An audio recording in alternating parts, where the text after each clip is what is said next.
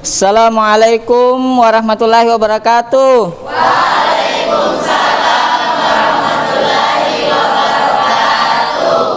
Bagaimana kabarnya hari ini? Alhamdulillah. Baik, sebelum kita memulai pelajaran, ya sebagaimana biasanya terlebih dahulu kita berdoa. Baik, ketua kelasnya untuk memimpin teman-temannya berdoa pada kesempatan hari ini. Baik, kita mulai berdoa bersama-sama. Taib Yaman Salaman Assalamualaikum warahmatullahi wabarakatuh. Waalaikumsalam warahmatullahi wabarakatuh. Jurusan Aina binanak wa doa. Bismillahirrahmanirrahim. Rabbi zidni ilman warzuqni fahman. Amin. Kita telah bersama-sama berdoa kepada Allah Subhanahu wa taala. Semoga ilmu yang akan nanti kita pelajari ini mendapatkan berkah dan bermanfaat nanti bagi sesama manusia. Baik, saya ingin kemudian mengecek dulu kehadiran teman-temannya. Siapa hari ini yang sakit? Hadir semua? Alhamdulillah, berarti semuanya pada sehat. Oke, baik anandaku, bisa berdiri dulu semuanya. Saya mau lihat kerapiannya di dalam hal berpakaian. Ya, oke, alhamdulillah semuanya sudah rapi. Silahkan duduk. Dan saya minta tolong dicek sampah-sampahnya yang ada di bawah meja, jangan sampai banyak. Itu kan bisa mengganggu konsentrasi kita di dalam belajar. Perhatikan dari apa Bapak yang akan lakukan, dan nantinya Anda kaitkan terkait dengan materi kita mengenai bagaimana memandikan dan mengkafani jenazah, yang tentunya juga terkait dengan mengenai masalah kematian. Ya, perhatikan gerakan Bapak ya. Banyaknya nyamuk. Penuh darah tanganku. Nah, dari apa yang saya lakukan, ya kira-kira ada tidak yang menjelaskan? Ya, ketika kita hubungkan terkait dengan aspek kematian. Ya, silakan Suci. Baik, assalamualaikum warahmatullahi wabarakatuh. Terima kasih atas kesempatan berdiri, nak. yang Ya, telah diberikan kepada saya. Di sini saya ingin menyimpulkan dari ilustrasi yang Bapak lakukan tadi. Kesimpulan yang saya dapat itu bahwa setiap makhluk hidup itu pasti akan mati, dan waktu, cara bagaimana mereka mati atau meninggal itu tidak ada yang tahu. Menurut saya itu, Pak. Terima kasih. Oke, kita beri aplaus dulu untuk Suci. Ya, sangat tepat dan sangat betul tadi jawabannya. Jadi, ya berbicara tentang kematian, ya, ada satu ya lagu yang sangat bagus, ya, sebagai pengingat kita, sebagai motivasi bagi kita, sebagai dorongan bagi kita untuk senantiasa bagaimana kita menyiapkan, mempersiapkan diri kita, bekal kita nanti ketika ajal itu betul-betul memang sudah datang kepada kita. Nah, ada yang tahu? Ya, ada nyanyian yang kemudian yang dilakukan oleh seorang artis yang dengan judul apa ya? Dengan judul? Ya, dunia sementara, akhirat selamanya. Oke, mari kita sama-sama bernyanyi ya supaya memotivasi kita, menyemangati kita. 1, 2, 3. Orang kaya mati, orang miskin mati, raja-raja mati,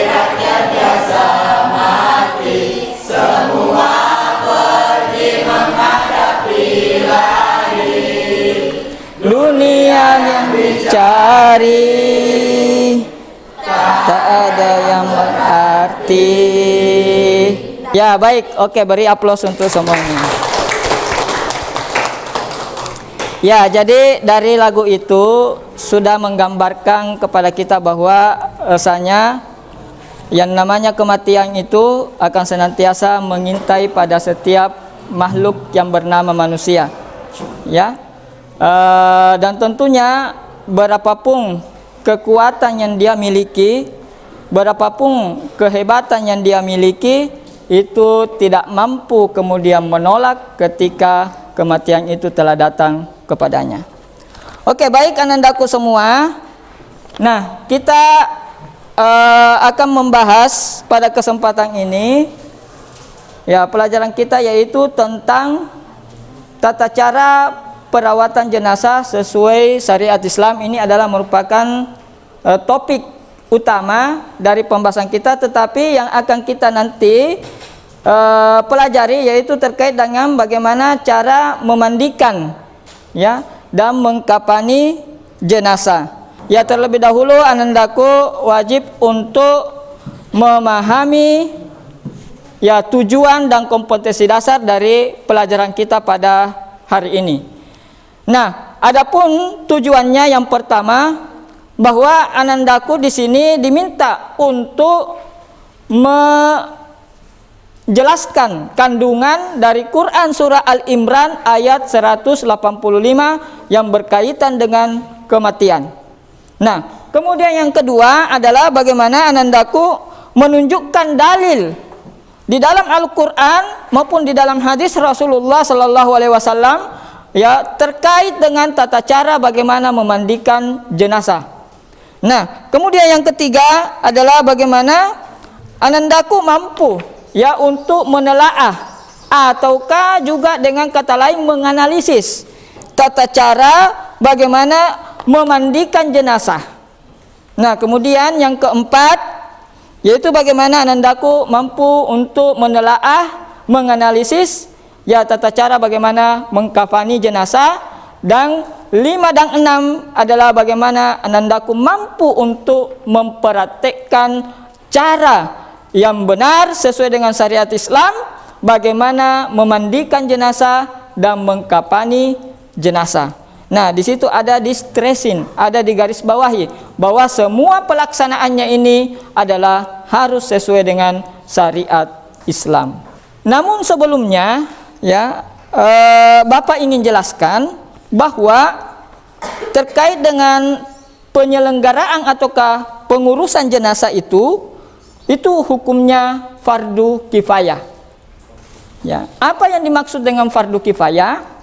Fardu kifayah yaitu adalah ketika ada sebahagian di antara kaum muslimin sudah mengurusi, ya, saudaranya dalam hal pengurusan jenazah, maka kaum muslimin yang lain, ya, tidak lagi berkewajiban ataukah dengan kata lain sudah gugur kewajibannya untuk, ya, melakukan pengurusan jenazah kepada saudaranya selama, ya, di antara yang mengurus penyelenggaraan jenazah itu, ya, kemudian melaksanakannya dengan sempurna.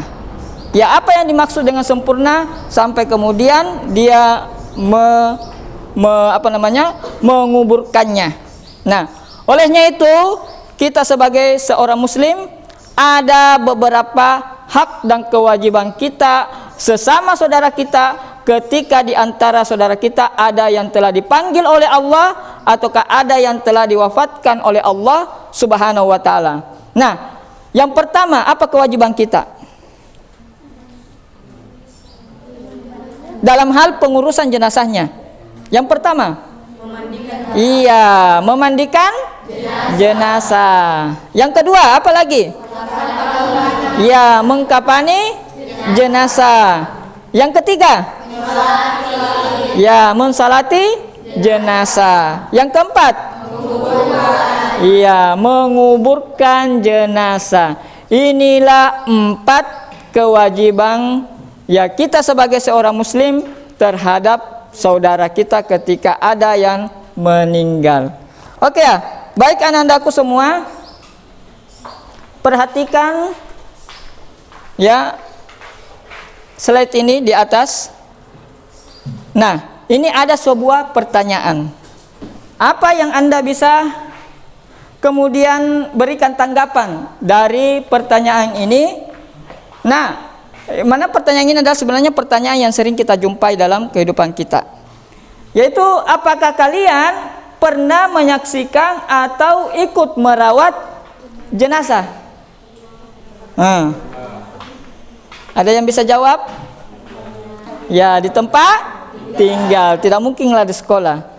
Ya kalau di sekolah itu ya palingan kita memperhatikan saja ya terkait dengan penyelenggaraan, yaitu pun tidak sampai menguburkan, hanya sampai kepada mengkafani.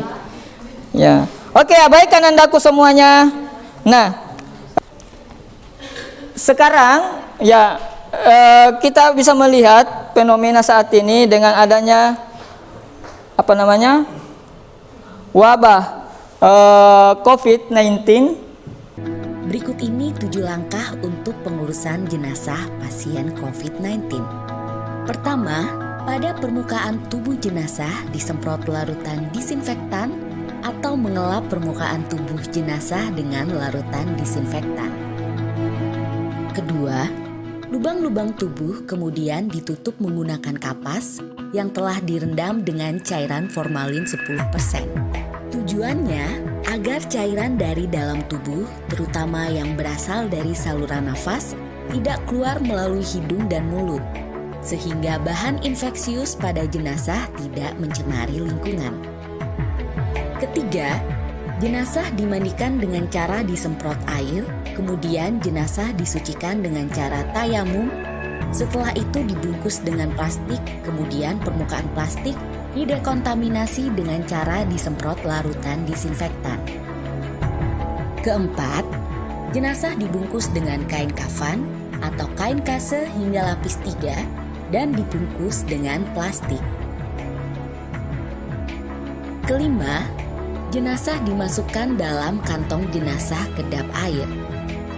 Keenam, jenazah dimasukkan ke dalam peti, kemudian ditutup rapat dan dipaku agar tidak dibuka kembali.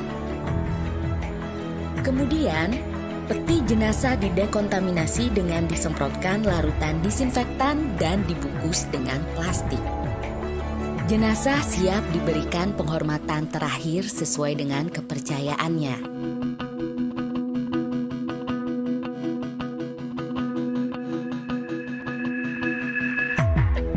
Terakhir, jenazah segera dikubur atau dikremasi. Untuk penguburan, maka jarak situs pemakaman minimal 250 meter dari sumur dan minimal 30 meter dari penampungan air di rumah serta kedalaman makam lebih dari 1,5 meter. Bila jenazah sudah mendapatkan proses disinfeksi dan dekontaminasi, maka tidak perlu cemas terhadap penularan virus COVID-19 dari jenazah. Ya, jadi Anda telah menyaksikan ya bagaimana kemudian kaifiat tata cara pengurusan ketika jenazah yang diurus itu adalah jenazah yang terjangkiti dengan wabah COVID-19. Nah, sekarang saya ingin bagi kelompok ya. Kelompok yang akan saya bagi ini adalah terdiri dari 5 kelompok ya. Nah, setiap kelompok itu nanti akan saya bagikan lembar kerja peserta didik, yang dimana di dalam lembar kerja peserta didik itu kemudian memuat ya berbagai macam masalah ya, problem ya di dalam hal bagaimana memandikan dan mengkafani jenazah. Oke, semua LKPD-nya itu, lembar kerja peserta didiknya itu sudah saya bagikan di setiap kelompok, mulai dari kelompok 1, kelompok 2, kelompok 3, kelompok 4, kelompok 5. Nah, sekarang anandaku silakan untuk diskusikan dengan teman kelompoknya masing-masing. Oke ya, kalau sudah diskusi, maksudnya sudah selesai, saya minta setiap kelompok ya untuk naik ke atas atau berdiri di tempatnya masing-masing, kemudian mempresentasikan dari jawaban dari permasalahan yang telah saya berikan. Karena sudah saya lihat selesai semua, jadi saya mau mulai dari kelompok 1 dulu ya. silakan kelompok 1 sebutkan nama ya, dan kemudian disampaikan, dipresentasikan hasil jawaban yang telah didapatkan dari permasalahan ya terkait dengan seputar memandikan dan mengkafani jenazah. Silakan berdiri ya Ananda.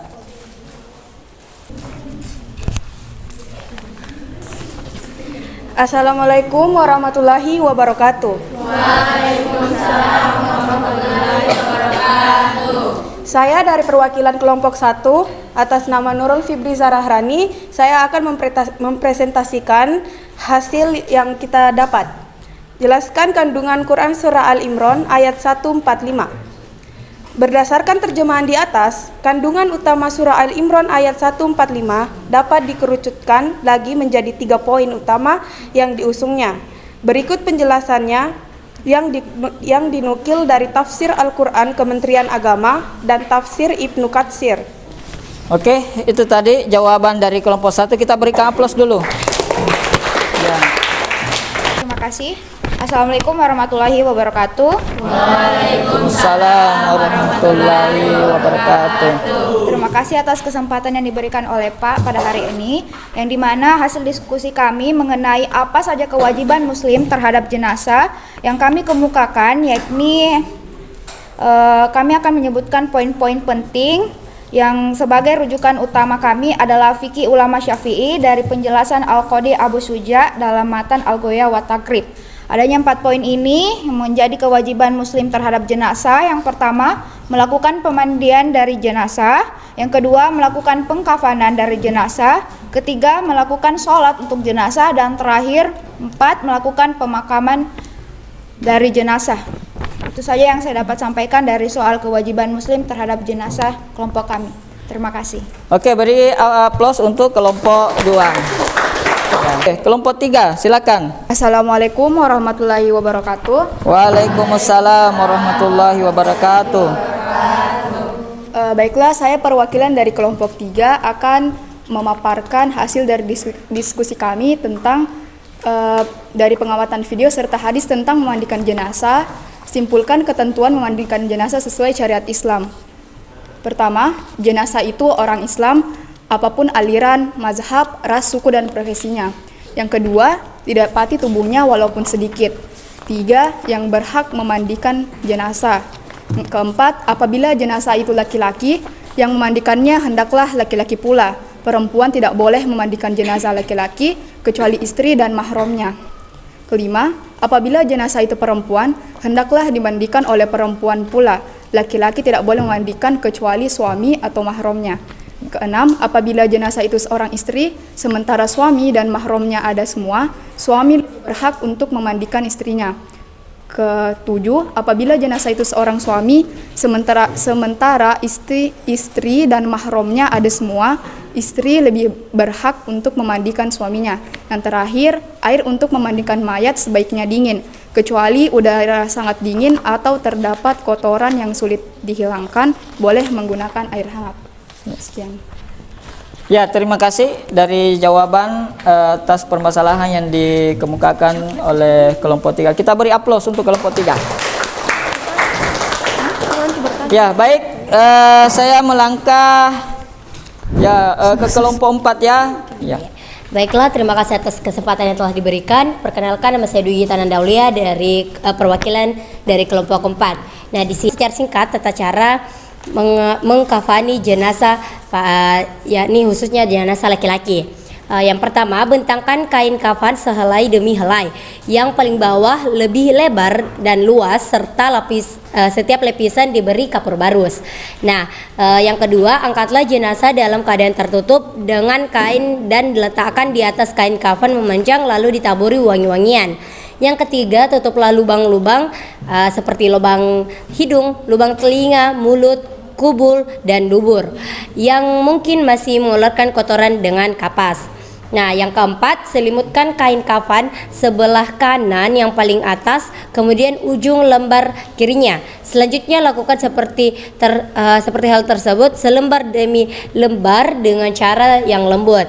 Yang kelima, ikatlah dengan tali yang sudah disiapkan sebelumnya di bawah kain kafan, 3 atau 5 ikatan. Nah, dan yang terakhir atau yang keenam, jika kain kafan tidak cukup menutupi badan jenazah, tutuplah bagian kepalanya dengan dan bagian kakinya boleh terbuka. Namun, tutup dengan daun kayu, rumput, atau kertas. Jika tidak ada kain kafan kecuali sekadar menutup aurat, tutuplah dengan apa saja yang ada. Sekian dari saya, terima kasih kesempatannya. Wassalamualaikum warahmatullahi wabarakatuh. Waalaikumsalam warahmatullahi wabarakatuh. Kita beri aplaus dulu untuk kelompok 4. Nah, sekarang giliran dari kelompok 5 untuk mempresentasikan hasil yang didapat dari permasalahan tadi yang diberikan. Yaitu terkait dengan jenazah COVID. Ya. Baik, assalamualaikum warahmatullahi wabarakatuh. Waalaikumsalam warahmatullahi wabarakatuh. Saya perwakilan dari kelompok 5 akan memaparkan hasil diskusi kami mengenai perbedaan dalam memandikan dan mengkafani jenazah COVID-19 dengan jenazah biasa. Sesuai dengan fatwa Majelis Ulama Indonesia nomor 18 tahun 2020 tentang memandikan dan mengkafani jenazah COVID-19, yaitu sebagai berikut. Yang pertama, jenazah dimandikan tanpa harus dibuka pakaiannya. Yang kedua, petugas wajib berjenis kelamin yang sama dengan jenazah yang dimandikan dan dikafani. Yang ketiga, jika petugas yang memandikan tidak ada yang berjenis kelamin sama, maka dimandikan oleh petugas yang ada, dengan syarat jenazah dimandikan tetap memakai pakaian, jika tidak maka ditayamumkan. Yang keempat, petugas membersihkan najis jika ada sebelum memandikan. Yang kelima, petugas memandikan jenazah dengan cara mengucurkan air secara merata ke seluruh tubuh. Dan jika jenazah menurut medis tidak dapat dimandikan, maka hanya dengan mengusap wajah dan kedua tangan jenazah minimal sampai pergelangan dengan debu. Untuk kepentingan perlindungan diri pada saat mengusap, petugas tetap menggunakan APD. Lalu ada pula cara mengkafani jenazah COVID-19. Yang pertama, setelah jenazah dimandikan atau ditayamumkan atau karena darurat syariah tidak dimandikan atau ditayamumkan, maka jenazah dikafani dengan menggunakan kain yang seluruh tubuh dan dimasukkan ke dalam kantong jenazah yang aman dan tidak tembus air untuk mencegah penyebaran virus yang menjaga keselamatan petugas. Yang kedua, setelah pengafanan selesai, jenazah dimasukkan ke dalam peti jenazah yang tidak tembus air dan udara dengan dimiringkan ke kanan sehingga saat dikuburkan jenazah menghadap ke arah kiblat. Yang ketiga, jika selesai dikafani masih ditemukan najis pada jenazah, maka petugas dapat mengabaikan najis tersebut. Sekian kesimpulan kami. Terima kasih. Oke, beri aplaus untuk kelompok 5 ya, terkait bagaimana ketika jenazah yang akan diurus itu adalah jenazah yang kemudian terjangkiti dengan COVID-19. Ya, jadi diskusi kita pada kesempatan hari ini ya, dari berbagai masalah yang telah diberikan itu kemudian semuanya menjawab dengan tepat, menjawab dengan bagus. Ya, tinggal nanti anandaku ya kembangkan kembali dari masalah-masalah tadi yang kemudian telah mendapatkan solusi untuk anandaku nanti kembangkan di dalam bentuk membuat sebuah portofolio ya, untuk mengembangkan dari permasalahan tadi dan juga dari solusi jawaban tadi yang telah kalian dapatkan. Jadi ya, terkait dengan berbagai tadi persoalan dan permasalahan tadi, bahwa disinilah kita bisa melihat bagaimana keluasan dari fikih Islam itu.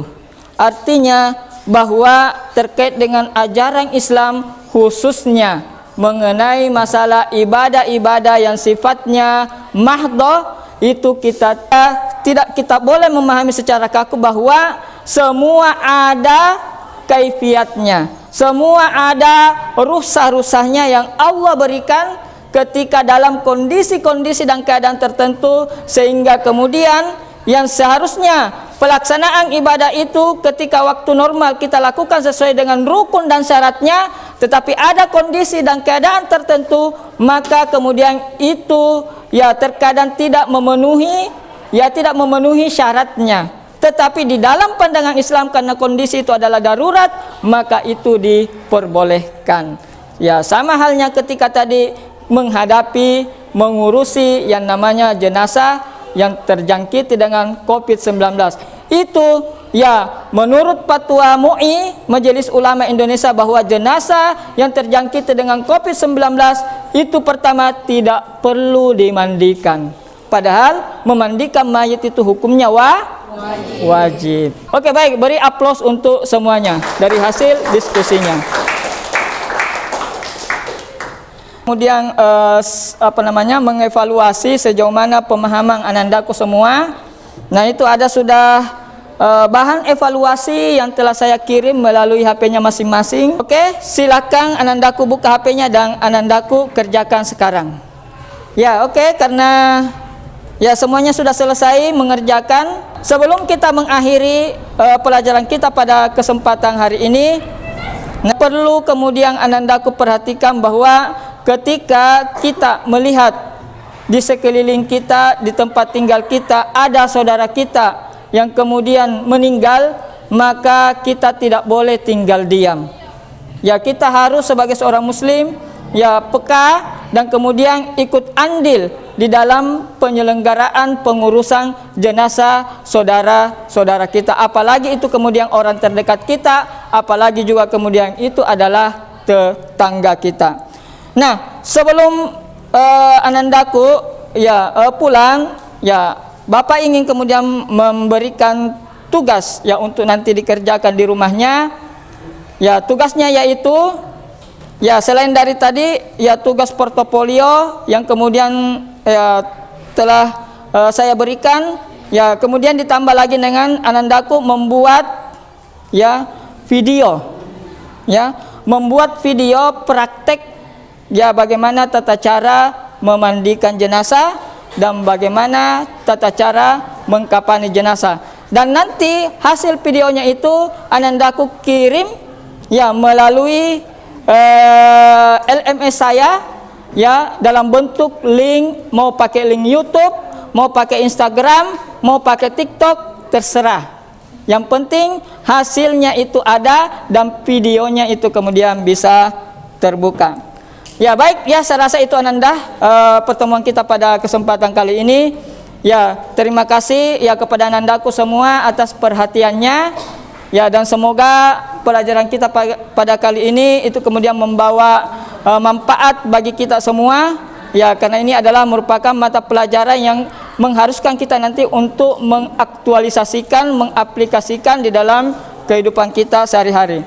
Nah, kalau begitu, ya baik anandaku, kita tutup dengan mengucapkan ya jazakumullah khair. Assalamualaikum warahmatullahi wabarakatuh. Waalaikumsalam warahmatullahi wabarakatuh. Sebelum kita beranjak meninggalkan tempat duduk, ya kita bersama-sama berdoa kembali. Ya semoga perjalanan kita lancar dan kita selamat sampai tujuan.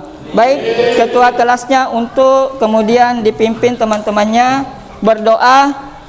Ta'id Yaman Salaman Assalamualaikum warahmatullahi wabarakatuh. Waalaikumsalam warahmatullahi wabarakatuh. Lulusan. Ya, silakan berdoa semua. Aina minan naqra'u doa. Bismillahirrahmanirrahim.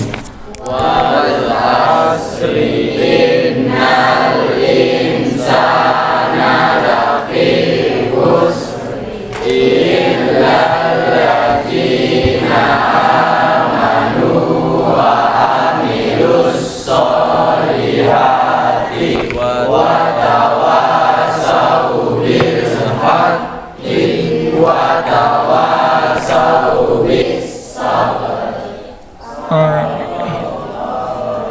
Ya terima kasih semua untuk anandaku. Ya semoga semuanya sehat selalu dan sampai berjumpa kembali di